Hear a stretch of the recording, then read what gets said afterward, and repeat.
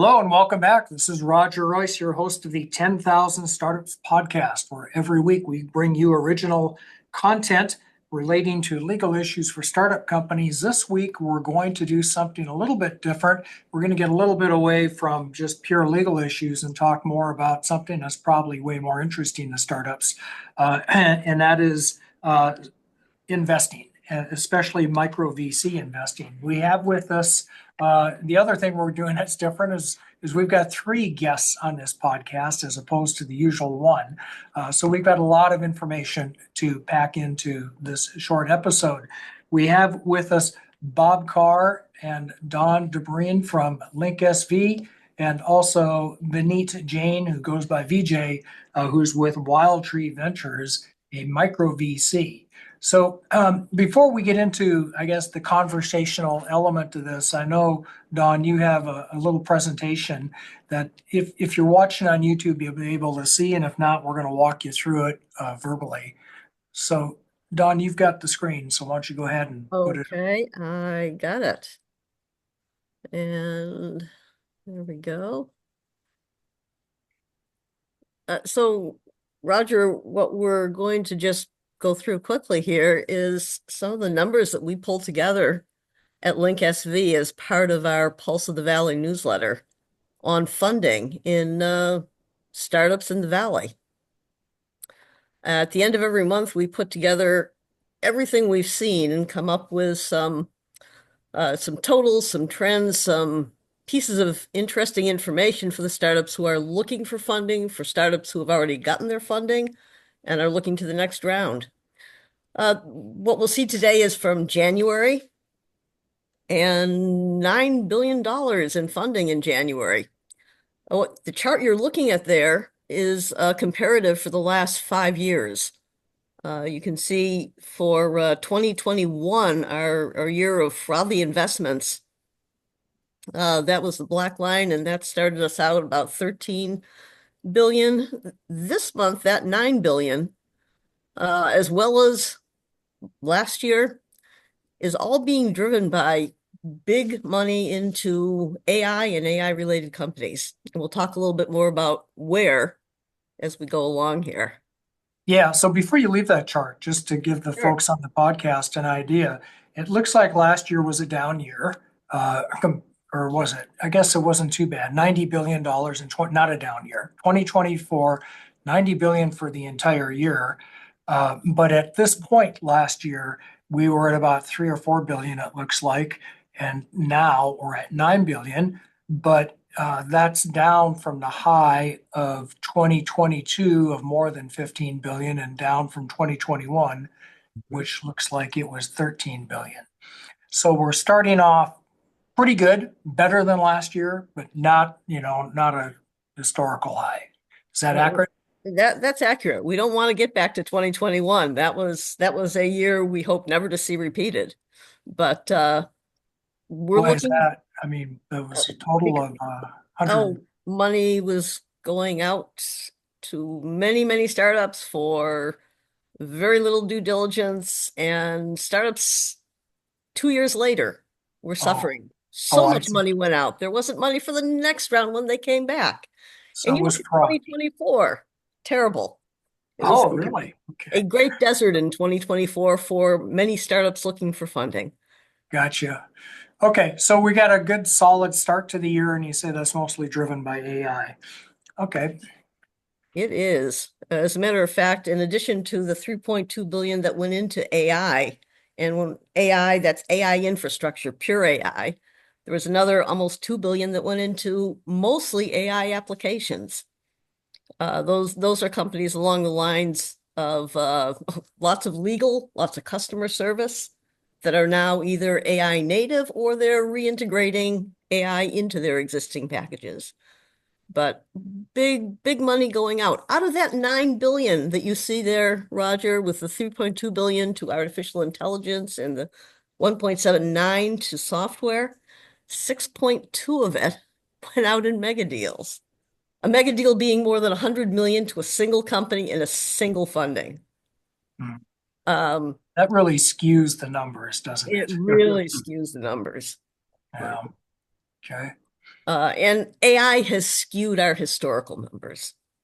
The amount of money going into particularly foundation level and infrastructure companies is double what we've seen in any other area, and it's 1.5 times what has gone to applications, even the AI applications.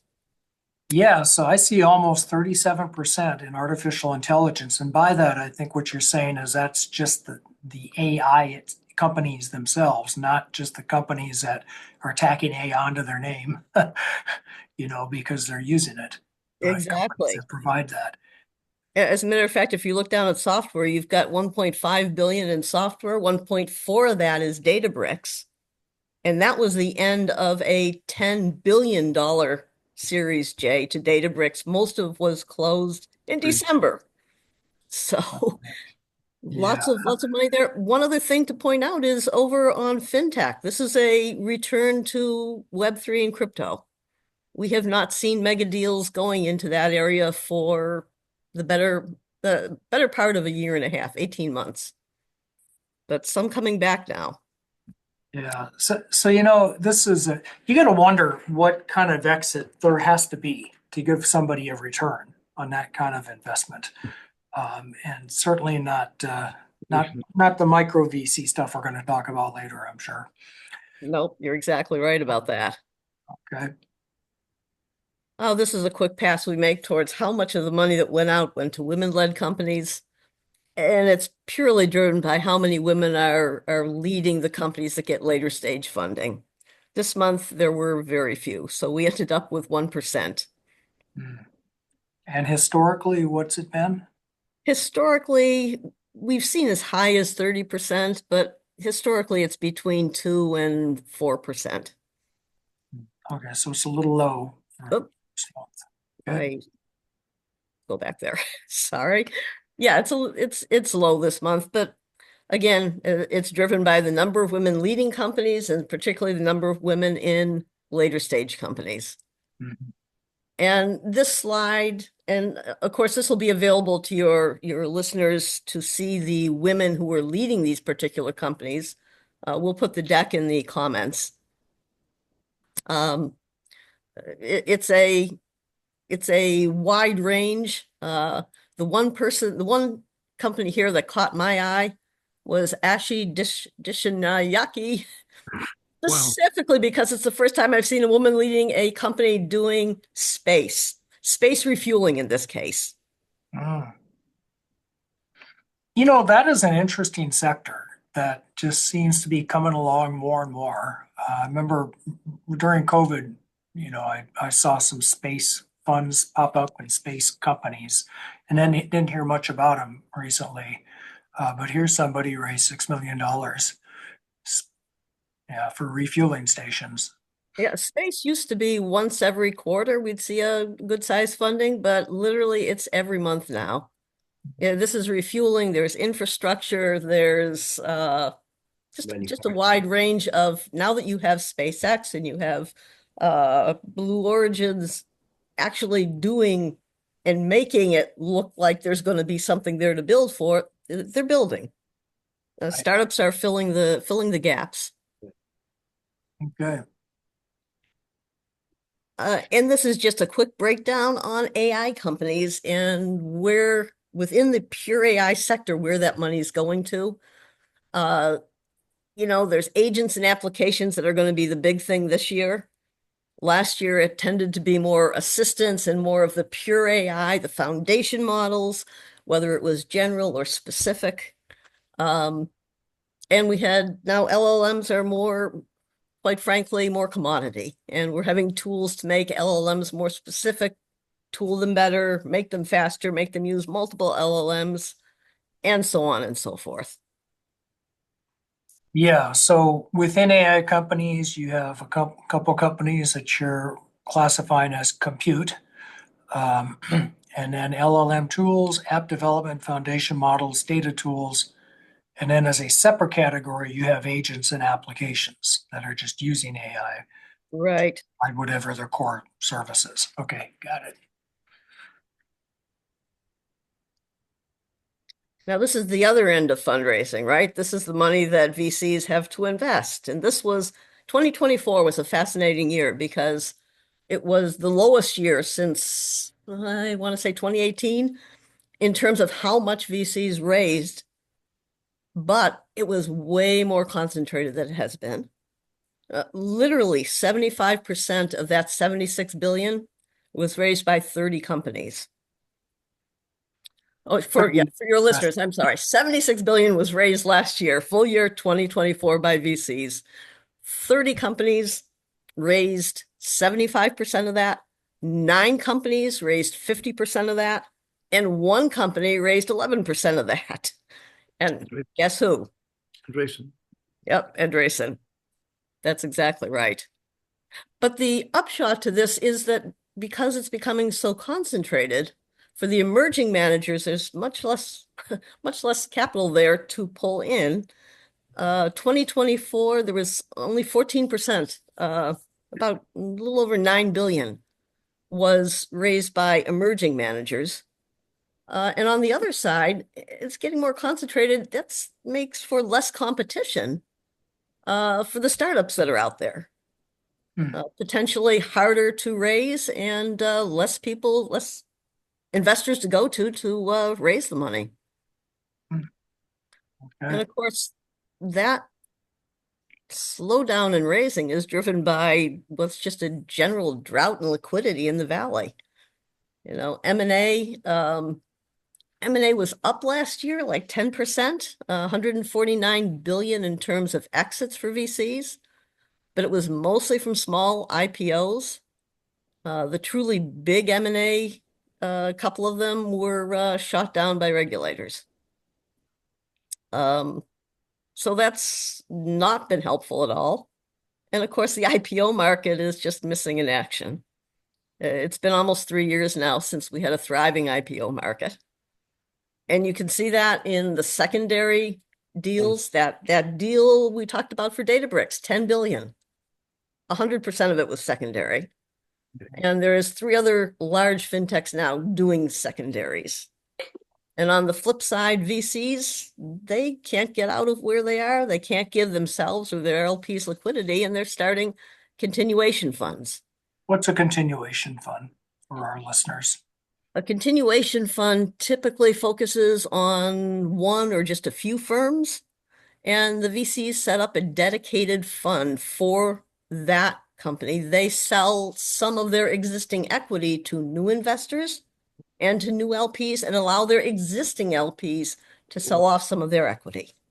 Gotcha. Oh, Yeah, even in my practice, we've just seen more and more secondary deals. And in fact, there seems to be a secondary component to most of the later stage venture financings that I'm involved in these days. And it may be because, like you say, there's no IPO market. So how else do you get liquidity? Yeah. Hopefully the IPO market right now is just not been good. This is our last item here. The 4 here that are up are all AI related. There are another 2 here, Blaze and Cloudastructure, both AI related, that are down, but they took weird ways of getting to the IPO. Blaze did a SPAC, and historically, SPACs have not done well. And Cloudastructure down 89%. They did a direct listing. And the last company we've seen do a direct listing that worked was Slack. Somewhat more well-known than Cloudastructure, I think. So we're waiting. 100 plus companies have filed either publicly or confidentially for IPOs. Everyone's waiting for the right time. So that's what we're seeing in the Valley, Roger. Okay. January, and as I said, this comes from Pulse of the Valley. We'll put this all into the deck so folks can learn a little bit more about us and sign up if they're interested in getting the Pulse. Yeah, I'll link to all these in the show notes. Okay, well, thanks. And also the LinkedIn and the other URLs. So thanks, Don, for that presentation, the summary of what's going on in venture. So Bob, I'm going to turn that over to you and let you talk a little bit more about about what you're up to, what Link SV does. And you're more of an angel investor, and so Okay, that'll be the counterpoint to what we I see know. about the $7 billion First, investments. yeah. First of all, I think Don did a really good job. He knows a lot more about this than I do. Uh, so I have been an angel investor since the early 80s, which shows my age. And I used to write $10,000 checks to friends who would let me get let me get in the deal. And I've morphed in over the years to writing much larger checks and being the head guy going in to look for companies. What I've learned is that on a scale of 1 to 10, I'm pretty good up to 5. I can ask a lot of questions, but when it gets into engineering and deep stuff, I'm just kind of lost, to be honest with you. But what I've always been looking for are great leaders, people who I felt that had good leadership skills, could recruit, could raise capital, could create a culture, could stay on the mission. I guess my grounding for that is with a product placement quote is my boys have founded a company called Guayaki Yerba Mate back in 1995. We built a large company with 600 employees and raised $225 million of capital, and they're just roaring ahead. And my son had great leadership skills, and so I kind of got a feel for that. But so I've been working with them from square one. I'm not active in the company, but believe me, I'm around. And then I spend my days, frankly, supposed to be retired, but frankly, I just love getting out there. I'm what you call a rogue angel. I think angels who are well set are well connected. They don't have to do what I do. I go out to all these meetings. Let's put a plug in for Ignite GTM.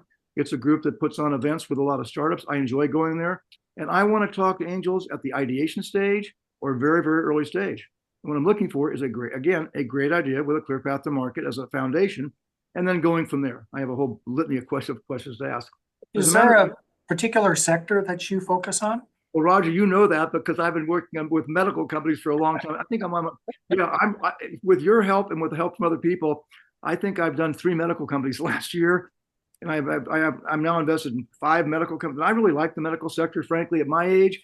And my kids say, Dad, do the right thing. So I'm investing in medical companies. And more recently, I'm getting into cybersecurity because I have a very strong friend with an M&A firm in cyber. I mean, I have to be surrounded by really good people is what it's all about. That's a great way to segue over to BJ, because we met at an Ignite event, and he walked up to me and wanted to say hello or wanted to be introduced to me or whatever. So we started a conversation. Here comes BJ. Yeah, thank you. Yeah. Thanks, Bob. Appreciate it. Yeah. I guess I'll give you a quick introduction. So I'm a 4-time founder. I have 2 exits, and after that, founder burnout is real. I decided to become a startup coach at the various accelerators here in the Bay Area. Truly enjoyed doing that. And in a way, I equate that to an athlete that would never had a stellar career on the court, but when that athlete became a coach, they just figured out that was their thing. And I feel I was like that. And so I was a startup coach for about 4 years, learned a lot about a lot of things, worked with startups in every industry you could think of. And then eventually I made my way to VC. I worked for a few different VC funds, helped start a corporate VC fund. And then last year I started Wild Tree Ventures. And at Ignite GTM, Bill Berry's events, I met Bob. And Bob decided to join our fund as a venture partner, which was, we're very grateful for that because Bob brings lots of expertise and a whole different, may I say, like the way we can make good decisions in the VC world is by having diversity of thought. And the idea is to not surround yourself with people who think alike. And that's why, Don, when you presented that one slide where there's not enough women getting funded, part of the problem is there's not many women VCs. And the way the human brain works is we surround ourselves with people who think alike, and then we make decisions that fit everyone's perspective. And what we're trying to do at Wild Tree VC is we're trying to bring in people who think in a very diverse manner so they can help us make better decisions. So we're 4 GPs.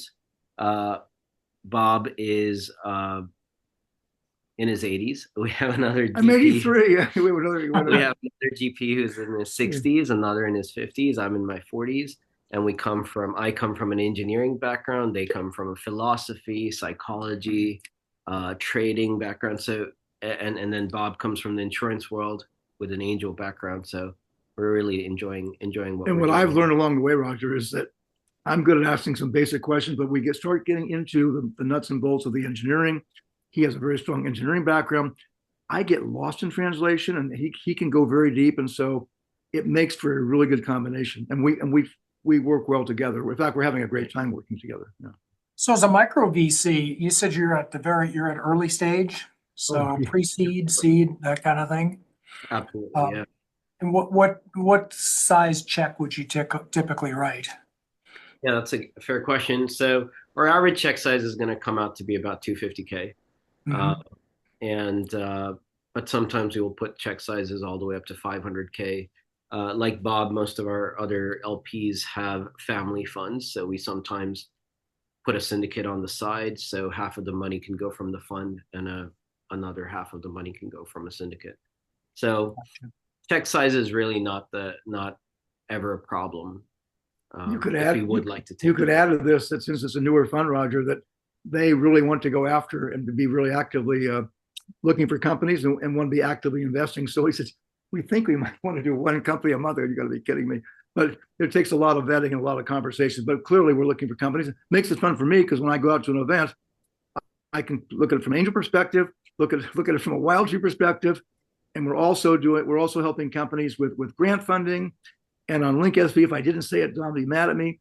We also have an investor analysis profile on LinkSV where people can come in by keyword and identify all kinds of angels or VCs that are in our system. So I'm out there just trying to help company leave good breadcrumbs behind, have a good reputation, and see where we can help companies along the way. And for that, it's really a lot of fun, to be honest. Yeah, that is a really slick feature. The Link SV, finding investors and companies. Yeah. It's at the Valley. It's been too long that the Valley needed something like that because there's so many companies. But let me ask you a question, just because I always find this kind of fascinating and it sort of shocks people when they hear this, is how many companies you see versus how many you invest in. I think you said you're going to invest in maybe one a month. How many companies do you see in a month? Yeah, we're four GPs, and the mandate that we have for ourselves is to see at least 100 companies a month. So 1 in 100. 1 in 100 is going to be one in 400. 1 in 400 for 1 in 400. Yeah. Okay. Yeah. A lot of work. It gives you an idea. I mean, for the entrepreneurs out there, just how many doors they're going to have to knock on before they get to yes, and how competitive it is.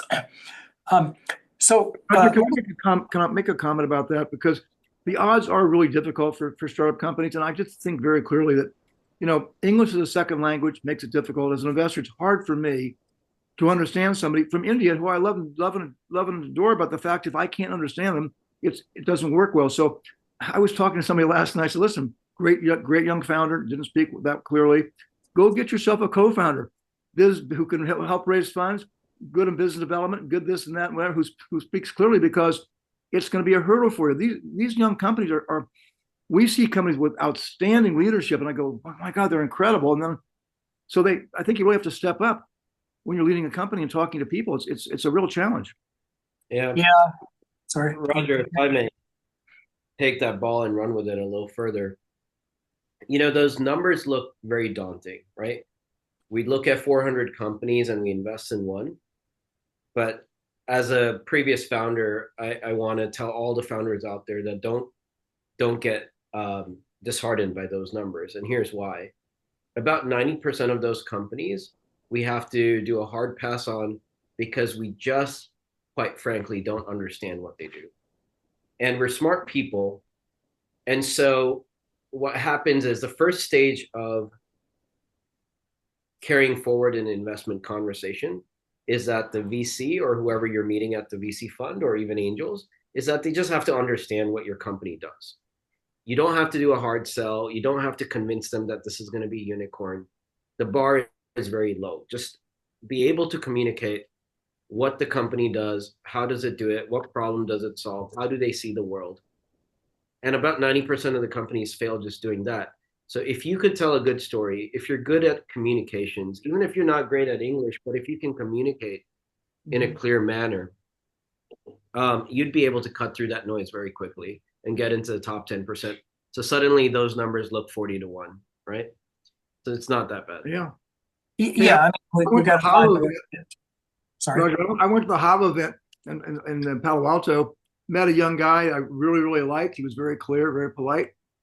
And I wound up co-founding a company with him in education. I just liked him so much.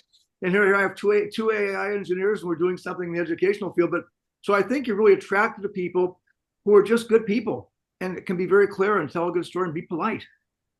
Yeah. Something we're forgetting these days. Yeah. You know, what I tell entrepreneurs, because that's what I do is emerging growth and venture capital, usually on the company side.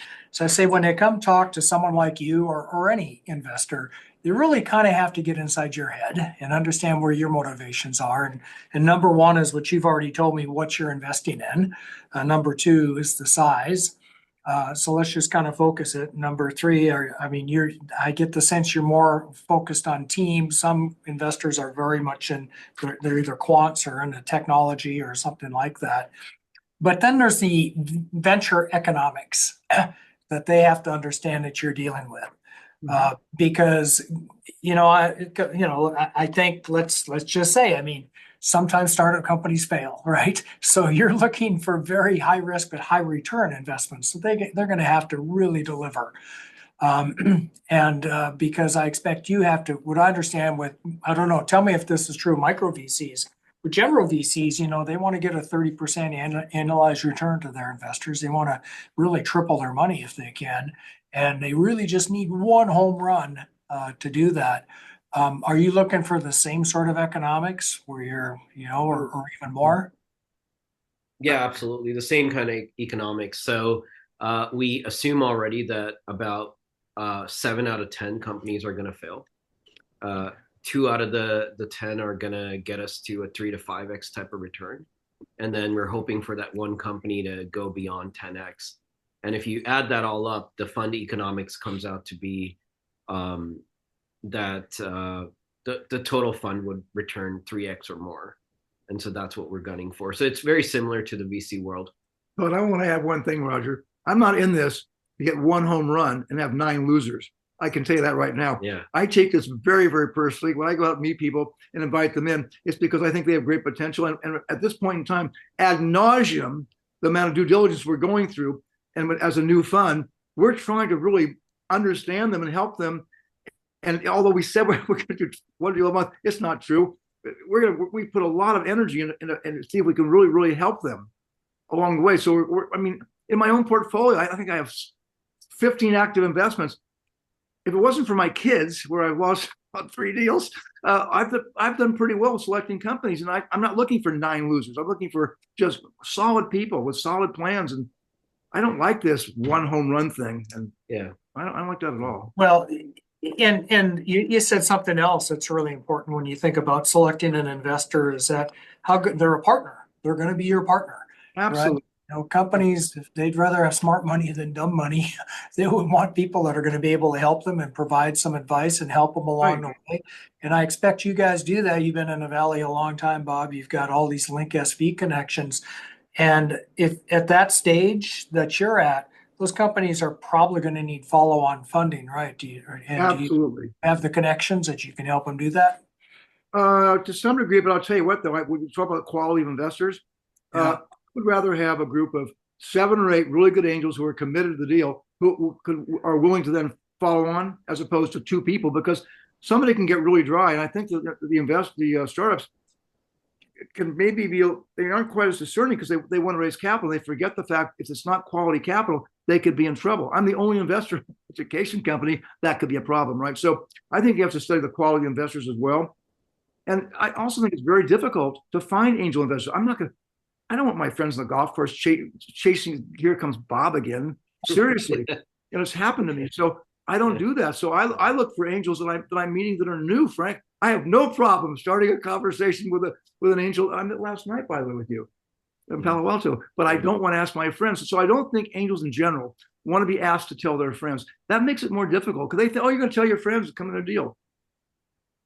Yeah, well, I'll pass deals along a lot, but only if I really do think there's a fit. And you and I have done this in the past. You brought me some situations, and you've been great bringing me some medical deals. So we're all trying to bring some things where we can, but we're being very discerning about it. Yeah. No, that's interesting. I heard one VC one time, he was kind of explaining venture economics. He's kind of a big name too. And he made one really splat. Anyway, he said, look, he says, my fund, let's say we're going to invest in 10 companies. He says, let's do some math. If I make 100 times my money on the first company, how well do the rest of them have to do? And everybody in the room is sitting there thinking and scribbling and noting. And finally he says, the answer is, it doesn't matter. I've made my fund. So I don't care, it doesn't matter what they do. But you're a little different. For you, it does matter, right? You want them all to succeed. Well, I think emotionally you get attached to these companies. And I just know from being with VJ for the last 3 or 4 months, looking at companies that we really thank you for saying I have a big network. I have a huge network, and I want to use my network to help people everywhere I can. And I'm known for doing that. I have all these resources. So why wouldn't we want to help these companies every way possible? Right. I mean, the hope is even on the VC side, even for that gentleman that you were talking about, they're still hoping for all those other 9 companies to still hit it out of the ballpark, right? So the intention still is there that all of these be successful. However, because pure statistics, the pure numbers say that 9 out of 10 companies will fail, what that means is every time we look at a deal, we're vetting it to make sure there's the high reward because we already know there's high risk in it, right? And so if a company comes to us and says, look, if A, B, C, D, E, and F happens, then we can give you a 3x return in 5 years down the road. It's still a great company. It might be a great lifestyle business. It still could make the founders a millionaire, billionaires even, who knows? Probably not billionaires, but millionaires at least. But that doesn't fit the high reward part of the equation. Yeah. And so why take all that risk, hope that everything falls into place, wait 5 to 7 years only for a 3x return? So when we go to our LPs who put money in the fund, we have an obligation to stick to our asset class, which is a high reward asset class. And it's high reward because it comes with high risk. Yeah. Yeah. Hey, Roger, I have a tip for startups. Okay. Different people, when I'm approached by people, they all come up from a different perspective. So some I'm really attracted to, others I'm not, but there should be some coaching for how you approach an angel. For example, nobody's ever asked me, hey, Bob, what is your real motivation in doing all this? Well, that was going to be my next question. Why are you doing this? Well, first of all, I'll tell you this is my philosophy. There's $500 trillion aimed at people that are 65 and says, go travel, go to expensive restaurants, talk to your friends, play golf. And nothing coming toward me, hey, Bob, go be an angel investor and spend all your money. And I don't know. It's in my DNA, Roger. And it's all, we're in Silicon Valley, right? There's a lot of people like me that love to do this, but what didn't come from advertising. We just do it, right? And I do it because I have Link SV. And so I love that. And I love being with startups and I love it. But most people don't want to go do this. I don't get it, but I love it. It's very interesting. But what I want to say is that if somebody got me to open up and tell them why I'm doing it, I'm really doing it because when I die, I want to have my family. Geez, Bob really invested in medical companies. Help. You should see the things we're looking at, all the changes, Roger, all the changes in medical devices are coming down. I'd like to be part of all this, right? Yeah. Why not? It's exciting. So that's my motive, but they never asked me that. But I think there are ways that the startup should be coached on how to talk to somebody because they could draw it out of me and get a lot of clues of what my interests are. Yeah, well, I'm going to put your contact in the show notes, and people will probably be asking for that advice. I'm sure it would be very helpful.